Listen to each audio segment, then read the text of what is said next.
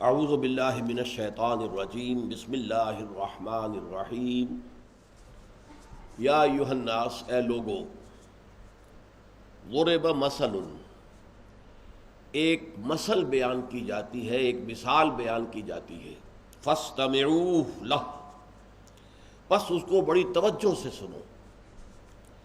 ان الذین تدعون من دون اللہ، یقیناً وہ ہستیاں کہ جنہیں تم پکارتے ہو، جن سے دعائیں کرتے ہو اللہ کے سوا، لن یخلقوا ذبابا، وہ ایک مکھی کی تخلیق پر بھی قادر نہیں ہے، ولو اجتمعوا لہ، چاہے وہ اس کے لیے جمع ہو کر زور لگا لیں، وَإِن يَسْلُبْهُمُ الذُّبَابُ شَيْئًا، اور اگر مکھی ان سے کوئی چیز چھین کر لے جائے، لا يَسْتَنْقِذُوهُ مِنْهُ، تو وہ اس سے واپس نہیں لے سکتے۔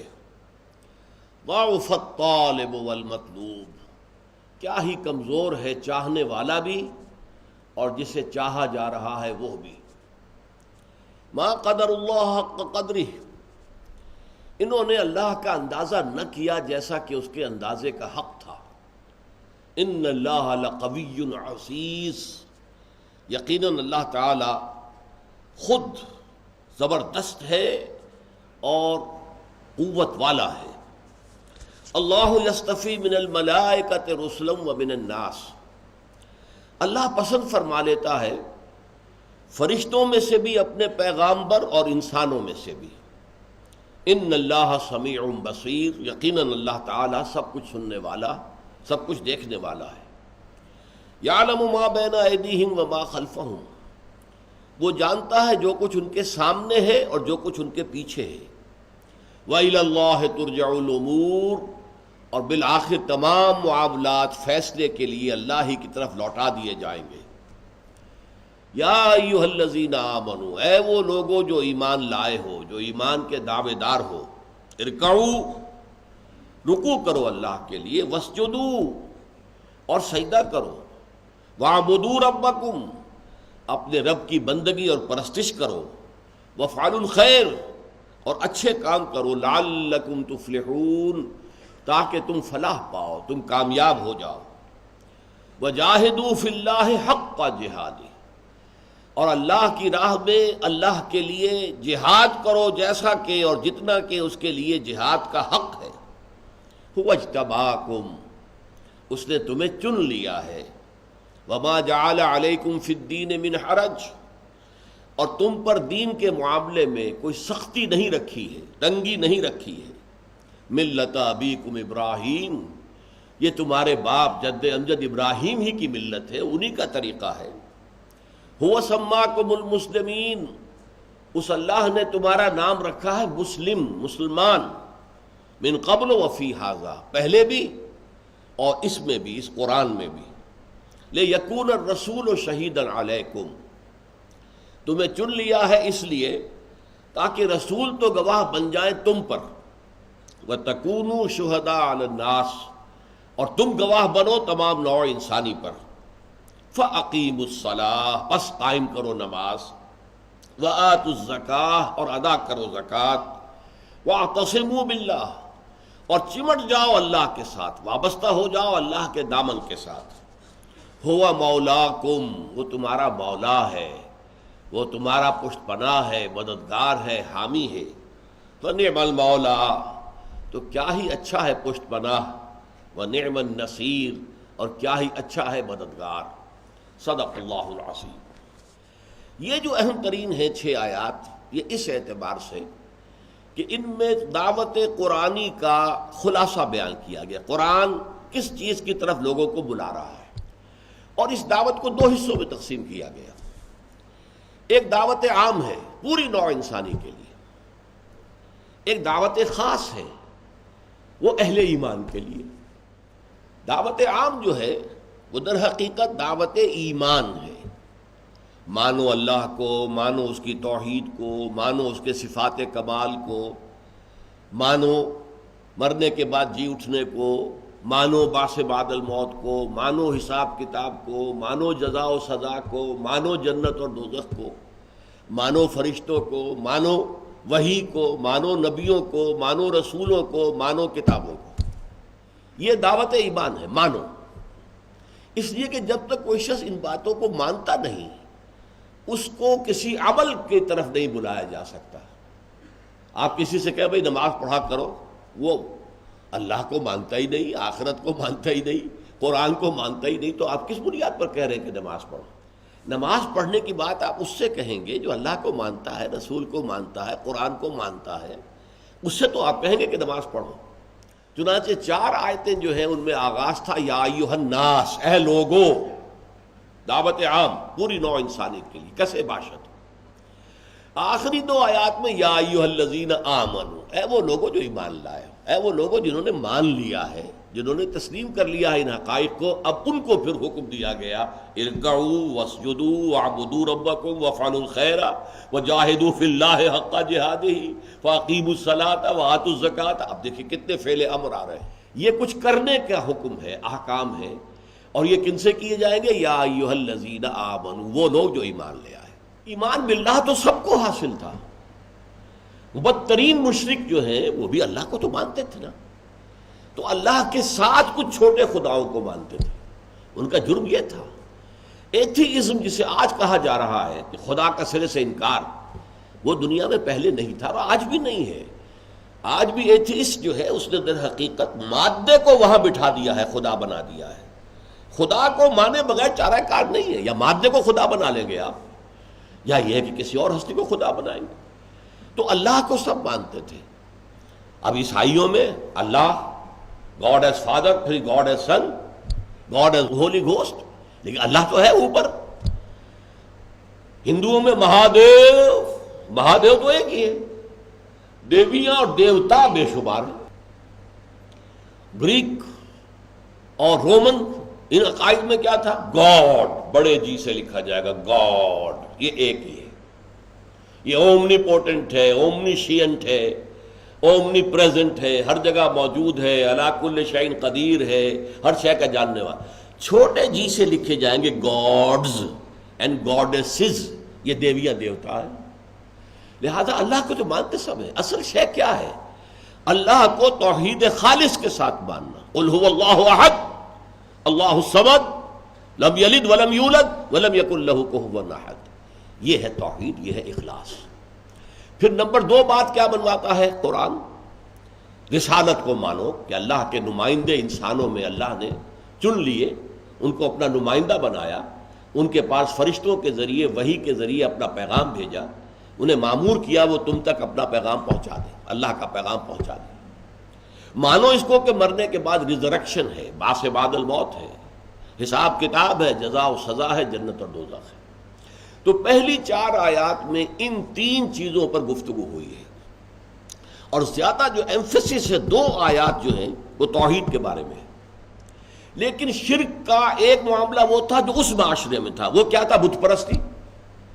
بتوں کو پوج رہے ہیں، بتوں کو دھو رہے ہیں، چوم رہے ہیں، چاٹ رہے ہیں، دودھ سے دھو رہے ہیں، پانی سے دھو رہے ہیں، پھر دھون پی رہے ہیں، جیسے ہندو اب بھی کرتا ہے. ہندوستان کے اندر بت بنا رکھے عجیب عجیب شکلوں کے. کسی کی ناک جو ہے وہ ہاتھی کے سونڈ کی طرح ہے، کسی کا کچھ اور ہے، کسی کے 10 ہاتھ ہیں، 10 پاؤں ہیں، بنا رکھی ہے شکلیں.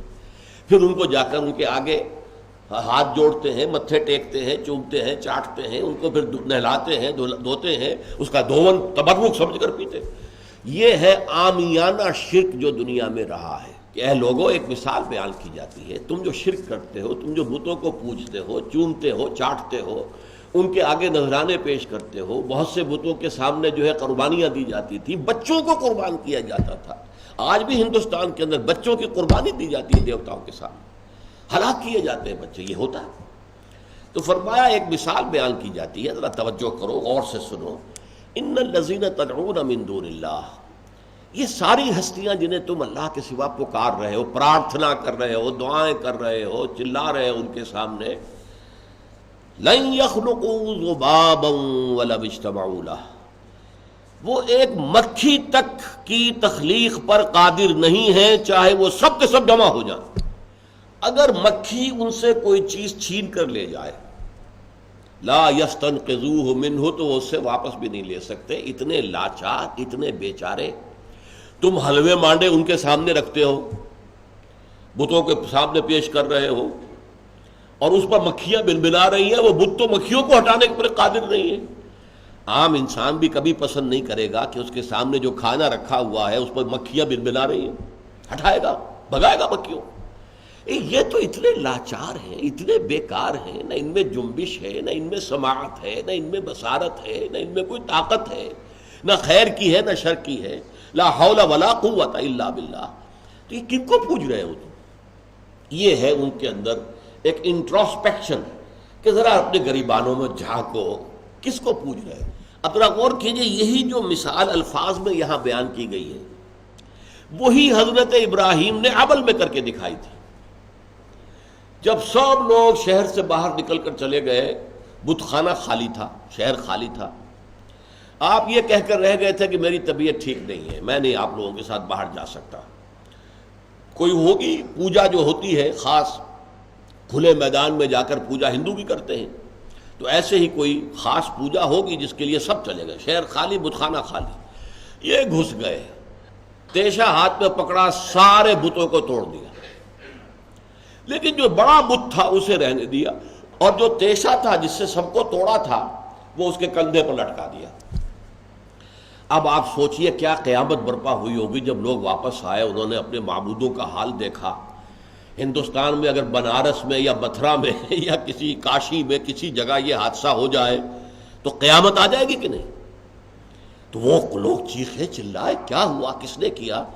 کسی نے کہا ہاں ایک نوجوان ابراہیم ہے، وہ ذکر کیا کرتا تھا کہ یہ کوئی چیزیں نہیں ہیں جنہیں تم پوچھتے ہو، سب غلط ہے۔ اچھا لاؤ اسے بلاؤ، حاضر کرو۔ آئے حضرت ابراہیم، کیا تم نے ان کو توڑا ہے؟ اس نے توڑا ہوگا جو کھڑا ہوا ہے، جس کے کندھے کے اوپر جو ہے یہ تیشا بھی موجود ہے، جسے آپ کہتے ہیں آلہ واردات، وہ آلہ واردات بھی برآمد ہو رہا ہے اس کے پاس، اور یہ کھڑا ہوا ہے، باقی سب ٹوٹے ہوئے ہیں۔ تو سرکمسٹانشل ایویڈنس کیا بتا رہا ہے؟ پوچھو اس سے۔ کہا ابراہیم تم جانتے ہو نہ یہ سنتے ہیں نہ بات کرتے ہیں۔ تو فرمایا تف ہے تم پر کہ تم ان کو پوچھتے ہو، اف لکم وما تعبدون۔ ایک دفعہ جو آنکھیں کھل گئی ان کی، فرجعوا الی انفسہم، اب انہوں نے اپنے گریبانوں میں جھانکا اور کہا انکم انتم الظالمون، ظالم تو تم ہی ہو، غلط راستے پر تم ہی ہو۔ ابراہیم تو ٹھیک کہہ رہا ہے، یہ تو تم نے خود تراشیدم پرستم شکستم، تم خود ہی تراشتے ہو، خود ہی ان کو پرستش کرتے ہو، اور پھر بوسیدہ ہو جائے تو پھینک دیتے ہو اور تراش دیتے ہو۔ یہ تمہارے ہاتھ کے تراشے ہوئے ہیں۔ می تراشد فکر ما ہردم خدا بندے دیگر، رست از یک بنتا افتاد در بندے ذکر۔ بڑا عمدہ شعر کا اقبال نے کہ بت کہتا ہے اپنے بت پرست سے یا بت تراش سے، مرا بر صورت خویش آفریدی، اے بت تراش تو خدا بنانے چلا تھا، تو نے اپنی ہی صورت میں مجھے بنا دیا، تیری دو آنکھیں میری بنا دی، تیری ناک میری ناک بنا دی، میرے دو ہاتھ بنا دیے، تم نے تو مجھے اپنی صورت پر بنایا۔ مرا بر صورت خویش آفریدم، برون خیش تن آخر چہ دیدم، اپنے وجود سے باہر تمہیں کوئی شے نظر آئی؟ کیا دیکھا تم نے؟ تو یہ معاملہ ہے کہ بت بنایا، تراشا۔ اچھا یہاں ایک اعتراض ہو سکتا ہے، اور وہ ہے فلسفیانہ اعتراض۔ ڈاکٹر رادھا کرشنن آپ کو معلوم ہے کہ ہندوستان کے صدر بھی رہے، بہت بڑے فلسفی تھے، علامہ اقبال کے ہم عصر تھے، اور جو مسلمانوں میں عظیم ترین فلسفی علامہ اقبال تھے تو ہندوؤں میں عظیم ترین فلسفی رادھا کرشنن تھے۔ یہ دوسری بات ہے کہ علامہ کی عمر 61 برس ہوئی اور ان کی 90 سے اوپر ہوئی ہے، تو وہ بہت عرصے تک زندہ رہے۔ تو انہوں نے جو ہسٹری آف انڈین فلسفی لکھی ہے اس میں لکھا ہے کہ ہم بتوں کو نہیں پوجتے، بلکہ بت کو تو ہم اپنے میڈیٹیشن کے لیے ایک ذریعہ بناتے ہیں، توجہ کے لیے، مراقبہ جسے ہم کہتے ہیں، تاکہ کنسنٹریٹ کریں اس کے اوپر، دھیان لگائیں۔ دھیان، گیان اور دھیان دو چیزیں ہندی میں ہیں۔ گیان از معرفت، نالج، گنوسس، اور دھیان میڈیٹیٹ کرنا، توجہ لگانا۔ تو یہ ہم میڈیٹیٹ کرنے کے لیے ہم نے نشانی بنا دی ہے، یہ فلاں دیوی کی مورتی ہے، اس پر توجہ ہم لگاتے ہیں، تو در حقیقت اس مورتی کو نہیں پوج رہے ہوتے بلکہ اس دیوی کو پوج رہے ہوتے۔ لیکن یہ بات جو ہے یہ صرف ایک فلسفی کہہ رہا ہے، عوام کے نزدیک وہی بت بن جاتے ہیں ان کے معبود، اسی لیے انہیں دھوتے ہیں، ان کو چومتے ہیں، انہیں چاٹتے ہیں، صرف توجہ تو نہیں کرتے نا۔